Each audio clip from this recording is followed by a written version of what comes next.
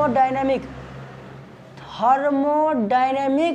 Property के भन्यो काम छैन पढ्नुपर्छ एक्सटेन्सिभ प्रोपर्टी र इन्टेन्सिभ प्रोपर्टी के हुन्छ इन्टेन्सिभ प्रोपर्टी। अब ध्यान दियो संसारको कुनै पनि कुरा एमाउन्ट अफ म्याटरमा डिपेन्ड गर्छ भने हामी त्यस्तोलाई एक्सटेन्सिभ प्रोपर्टी भन्छौँ। के भन्छौँ जुन कुरामा त्यो बडीको मासमा सेप र साइजले गर्दाखेरि चेन्ज हुन्छ त्यसलाई हामी के भन्छौँ एक्सटेन्सिभ प्रोपर्टी। यो कुरामा सिम्पल भाषामा भनौँ एरिया एक्सटेन्सिभ प्रोपर्टी हो कि होइन। संसारको कुनै पनि कुरा यदि त्यसमा डाइमेन्सनली चेन्ज भएले गर्दा त्यसमा चेन्ज आउँछ भने मतलब सेप र साइजमा चेन्ज भयो अथवा एमाउन्ट अफ म्याटरमा डिपेन्ड गर्छ भने त्यस्तै प्रोपर्टीलाई हामी के भन्छौँ एक्सटेन्सिभ प्रोपर्टी। ठिक छ नि। क्वेसन एउटा सिम्पल सोध्छु एरिया र भोल्युम एक्सटेन्सिभ प्रोपर्टी हो कि होइन। एरिया पनि हो भोल्युम पनि हो किनभने सानो डाइमेन्सन सानो एरिया ठुलो डाइमेन्सन ठुलो एरिया ठुलो भोल्युम हो कि होइन रे त बुझिसक्यो। अब भन्नु मलाई एरिया भोल्युम बुझ्यो हैन वर्क डन हो कि होइन एक्सटेन्सिभ प्रोपर्टी। ए बक्नेर होइन तिम्रो कम फोर्स लगाउँदा कम वर्क डन हुन्छ धेरैमा धेरै वर्क डन हुन्छ हुँदैन त्यो पनि के हो एक्सटेन्सिभ प्रोपर्टी। त 5-6टा म लेखाइदिन्छु त्यो क्वेसन त्योभन्दा बाहिरको आउनै सक्दैन लेखिहाल हैन। ध्यान दिनु पहिला नेपालीमा सम्झाइदिन्छु नि इङ्ग्लिसमा जब भन्छु त इङ्ग्लिसमा पनि लेख्ने हैन इङ्ग्लिसमा अलिकति स्पेलिङमा ध्यान दिनु बाँकी सब ठिक छ बाँकी कुनै हैन गडबड हुँदैन। फिजिक्समा थोरै ग्रामर चेक गर्छ कहिले गर्दैन हाम्रो बिएससीमा त गरेन। ध्यान दिनु लेख्ने द क्वान्टिटिज द आएको छैन त भगवान् कृपाले पास भइहाल्छु। The quantity that depends upon the quantity that depends upon the amount of matter that depends upon the amount of matter that depends upon the amount of matter is called extensive property. Is called के भइहाल्यो हाम्रो extensive property. ठिक छ नि। ध्यान दियो it depends upon dimension also लेख it depends upon dimension मतलब डाइमेन्सनमा पनि के गर्छ यो डिपेन्ड गर्छ। ठिक छ नि। बुझाउँछु त बुझ्छौ कि बुझ्दैन तिमीहरूले बुझ्छौ नि बुझिहाल्यो भने खेला खत्म केही छैन। अब ध्यान दियो इक्जाम्पल लेख 4-5 भन्दा बाहिर कुरा जाँदैन। सबभन्दा पहिला लेख एरिया भइहाल्यो भोल्युम भइहाल्यो। ठिक छ area volume energy work done area volume energy work done entropy enthalpy को नाम तो सुनेको होला नि। अरे हाँ केमिस्ट्रीकै हो यो प्रोपर्टी तर थर्मोडाइनामिक्समा त छ नि त्यो थर्मोडाइनामिक्स सम्झिदिन्छु पुरै। ठिक छ नि। हाँ नेपालीमा सम्झाउनु भयो ठिक छ म पनि नेपालीमा त सम्झाएँ हैन। ध्यान दियो इटिसी लेख मतलब के भइहाल्यो area volume energy work done entropy enthalpy गिव्स फ्री इनर्जी यो सब के हो यो सब एक्सटेन्सिभ प्रोपर्टी हो। सबै एमाउन्ट अफ म्याटरमा डिपेन्ड गर्छ। एमाउन्ट अफ म्याटर कम बढी गरिदियो त्यो सिस्टममा चेन्ज आइहाल्छ। अब हेर द क्वान्टिटी लेख त द क्वान्टिटी द के हुन्छ the quantity that doesn't depend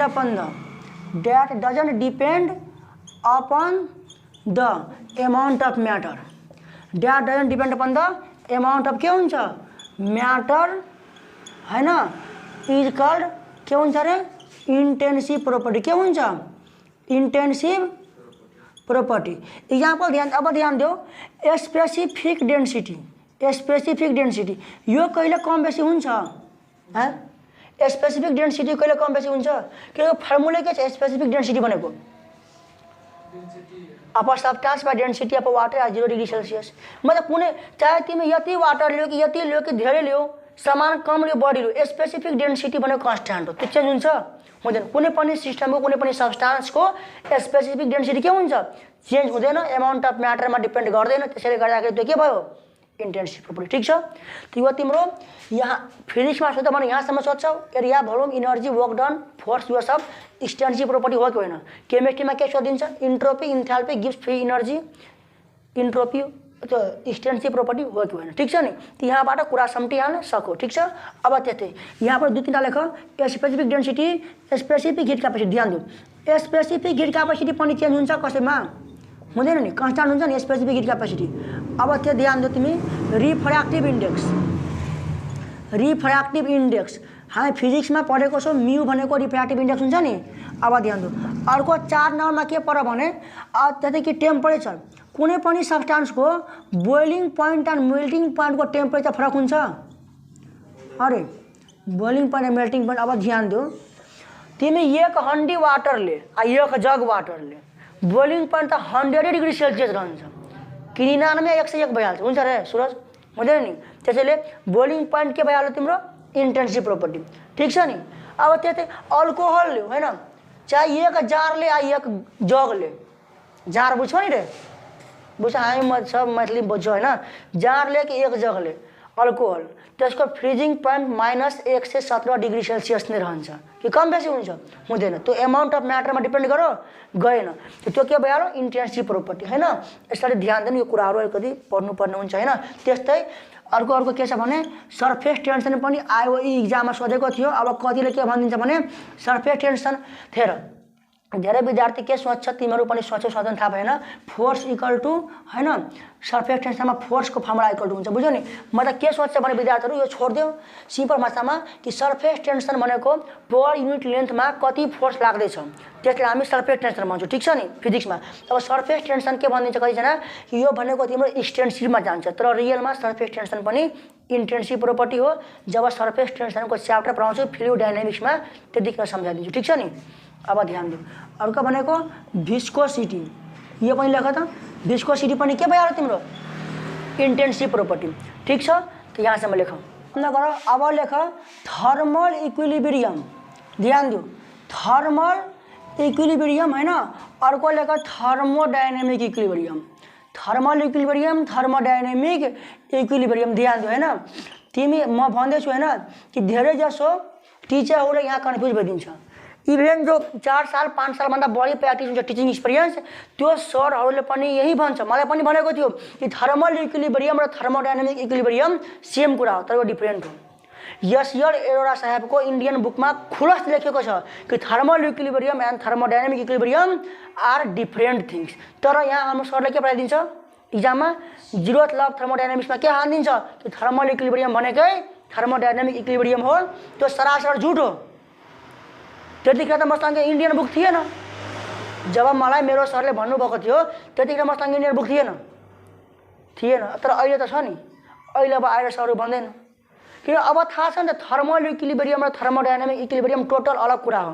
त्यसैले यदि तिमीहरूको सरले स्कुलमा या कलेजमा कतै भन्दैछ भने त्यहाँ भन्नु होइन यो डिफरेन्ट कुरा हो। हेर्छु धेरै जसो कलेजमा हेर्छु म टिचरहरूलाई विद्यार्थीको नोटहरू थाहा भइहाल्छ नि कि थर्मल इक्विलिब्रियम र थर्मोडायनामिक सेम भनिदिन्छ त्यो डिफरेन्ट कुरा हो। थर्मोडायनामिक इक्विलिब्रियम भनेको सिंगल बडीमा मात्र एक्जिस्ट गर्छ कुन बडीमा सिंगल बडीमा अनि थर्मल इक्विलिब्रियम भनेको डबल बडीमा एक्जिस्ट गर्छ।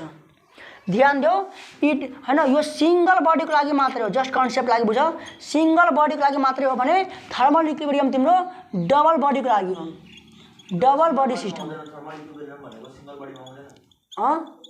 ध्यान देऊ म सबै कुरा पुरै अहिले कन्फ्युज हटिहाल्छ। ध्यान देऊ कुनै पनि सिस्टमको म्याक्रोस्कोपिक प्रोपर्टी के अरे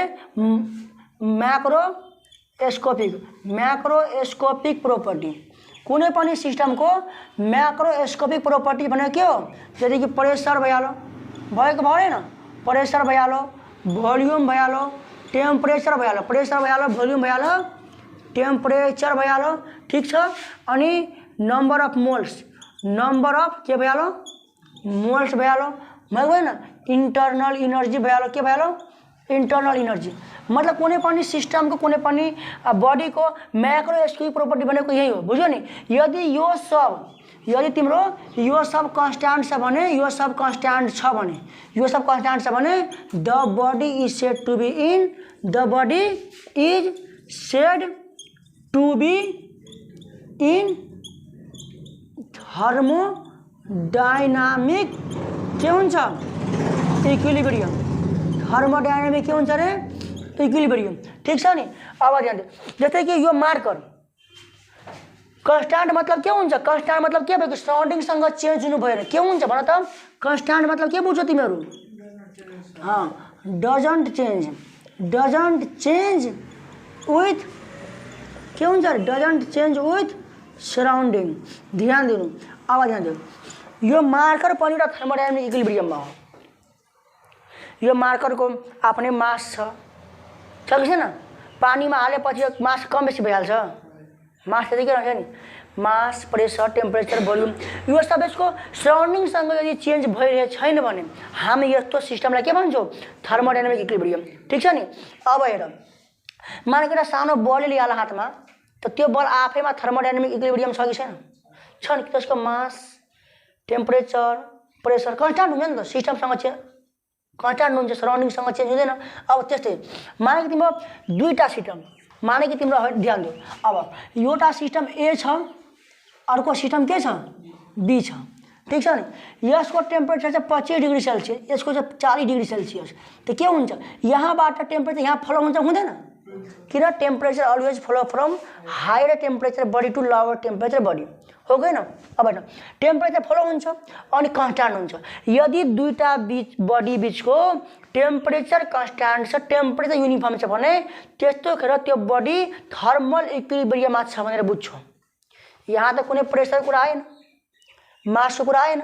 दुईटा बडी बिचको यदि टेम्परेचर कन्स्ट्यान्ट छ भने त्यतिखेर हामी के भन्न सक्छौँ कि यो दुईटा बडी एक आपसमा थर्मल इक्विलिब्रियम छ, हो गएन? तर थर्मोडायनामिक इक्विलिब्रियम भनेको कुनै पनि बडीको म्याक्रोस्कोपिक property, mass, temperature, volume, number of moles, internal energy यदि कन्स्ट्यान्ट छ, सराउन्डिङसँग कुनै प्रकारको चेन्ज हुँदैन भने त्यो बडीलाई आफैमा के छ? त्यो बडी थर्मोडायनामिक इक्विलिब्रियममा छ। बुझ्यो नि?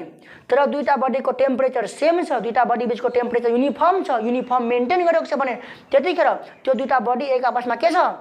Thermal equilibrium. ठीक छ अभिषेक? चल ध्यान देऊ, इङ्ग्लिसमा त लेख्नु पर्यो डेफिनेसन, लेख ध्यान दे होइन कि if two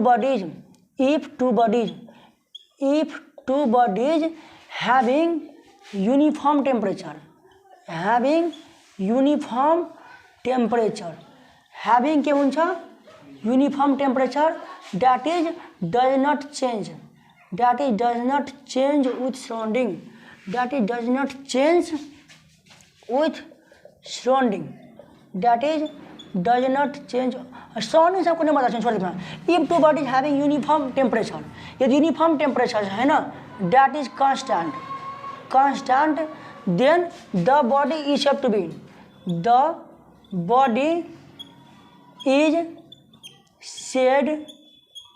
be in thermal equilibrium।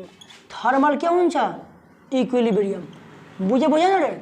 then the body is said to be in thermal equilibrium with each other। अब ध्यान दियो, यहाँबाट मात्र तिम्रो क्वेसन सोधिन्छ, सिम्पल क्वेसन। ध्यान दियो, यो क्वेसन सोधियो होइन कि मतलब व्हिच रिप्रेजेंट, लेख त which represent the state of thermal equilibrium. ध्यान दियो, ऑप्शन ए मा तिम्रो माना कि तिम्रो टेम्परेचर कांस्टेंट, ऑप्शन बी में माना तिम्रो कि प्रेशर कांस्टेंट, ऑप्शन सी में माना कि मास कांस्टेंट, ऑप्शन डी माना तिम्रो both B and C, option E माना नन। तो कौन हुन्छ भन त? थर्मल इक्विलिब्रियम के हुन्छ? Temperature constant. बुझ्यो नि? यसमा तिम्रो प्रेशर कांस्टेंट, मास कांस्टेंट त कुनै मतलब छैन। तर यदि यही क्वेसनमा थर्मलको सट्टामा यदि तिम्रो माना के हुन्थ्यो? मान थर्मल छैन, माना के छ? थर्मोडायनामिक। के छ रे? थर्मोडायनामिक इक्विलिब्रियम छ भने त्यतिखेर टेम्परेचर कांस्टेंट हुन्छ। थर्मोडायनामिक में सब हुन्छ, टेम्परेचर पनि कांस्टेंट, नंबर अफ मोल्स पनि कांस्टेंट, प्रेशर पनि कांस्टेंट, भोल्युम पनि कांस्टेंट। मतलब बोथ बी एंड सी छ।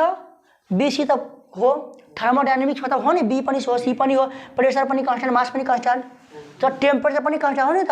अनि मान एउटा अप्सन तिम्रो अल दिएको छ भने बोथ बी एंड सी लगाउँछौ कि अल लगाउँछौ? लगाउँछौँ। त्यसरी क्वेसनहरू छोटो सिक्ने, डिफ्रेन्स बुझ्ने, बुझ्यो नि। त थर्मोडाइनामिक इक्विलिब्रियम र थर्मल इक्विलिब्रियम के हो? डिफ्रेन्ट कुरा हो। त्यसैले कुनै पनि सरले एउटै कुरा हो भनेपछि सम्झाउनु, सरलाई नोट देखाउनु, होइन, बुझाउनु पर्छ नि त। अब धेरै दिन भइहाल्छ कतिजनाहरू, होइन, म आफै त्यो दुःख भोगेको छु, यसको चक्करमा गल्ती भइहालेको थियो। त्यसैले तिमीहरू पनि त्यस्तो नगर्नु, ठिक छ? ल, फिजिक्सको क्लास